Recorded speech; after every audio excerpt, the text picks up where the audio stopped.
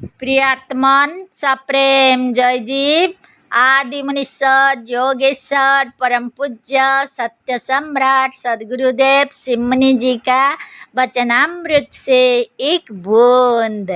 आत्मा से गति है और मृत्यु से गतिहीनता।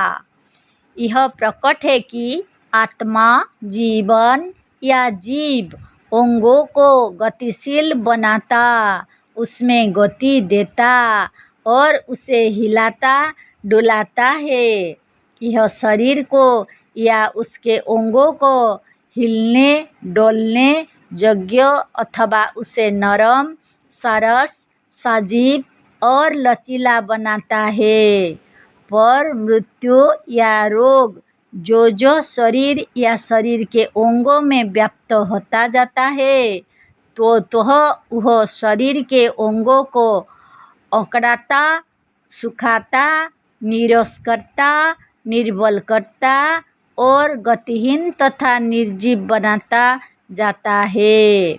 शरीर का सरस सजीव सरल सशक्त और लचीला होते जाना अमृत तत्व की ओर जाना और इसके विरुद्ध इसका अकड़ा हुआ कठोरता जड़ता नीरसता और निर्जीवता की ओर जाना अथवा क्रमशः शरीर के अंगों का लचीलापन नष्ट होते जाना मृत्यु की ओर है। 2 घंटे पालथी मारकर निश्चिंत होकर पैर की ओर से आत्मा या मन को सर्वथा हटाकर स्थिर हो जाओ। 2 घंटे के बाद देखो तो मालूम होगा कि पैर अकड़ गए हैं, तन गए हैं, निष्प्राण से जड़ काठ के समान हो गए हैं। यह क्यों? इसीलिए कि यह अंग 2 घंटे तक हिला डोला नहीं।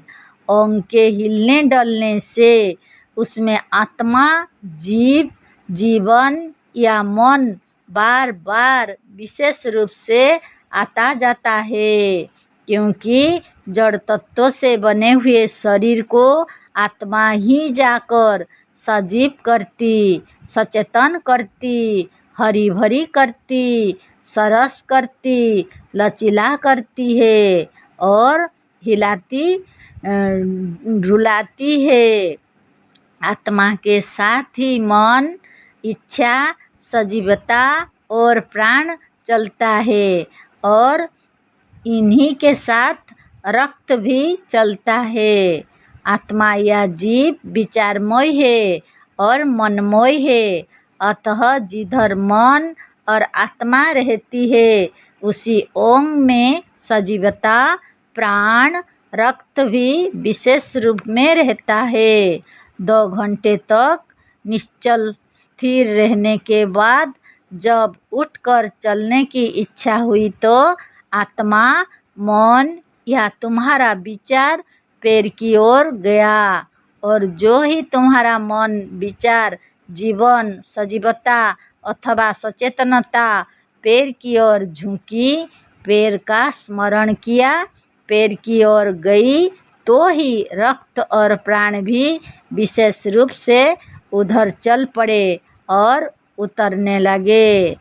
इनके उतरने की क्रिया से ही पैरों की और झुनझुनी मालूम हुई और मन तथा प्राण और रक्त के विशेष रूप से उतर आने पर पैर की झुनझुनी जड़ता और अकड़ुआ मिट गया।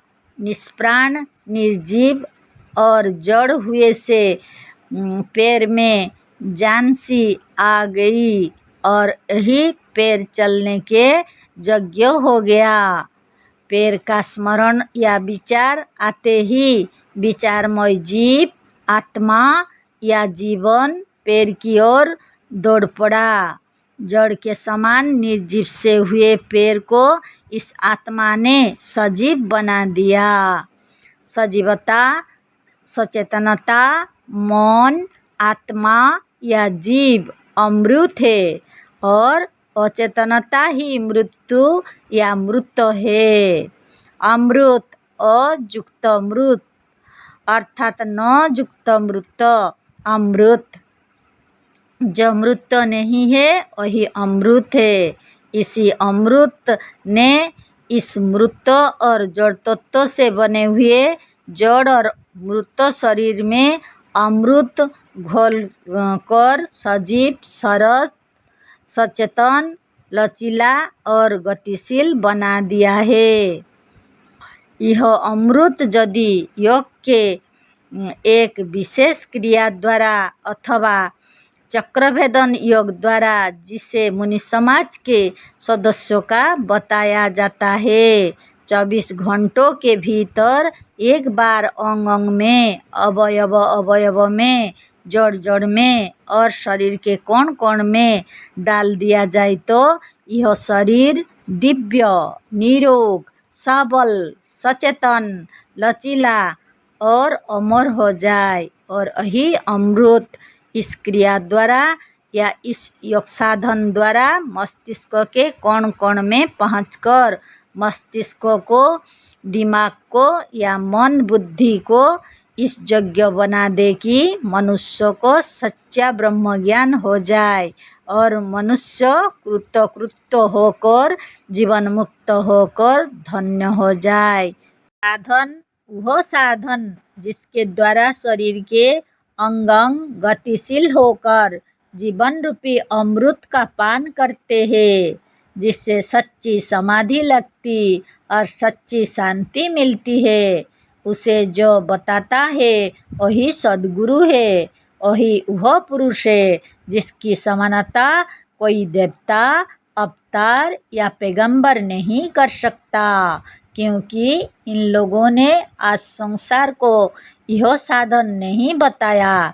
ऐसे सद्गुरु की समानता जब संसार का कोई नहीं कर सकता तो मजहबों का वह मजहबी ईश्वर क्या करेगा, जो मजहब और मजहबी लोगों की कल्पना मात्र है।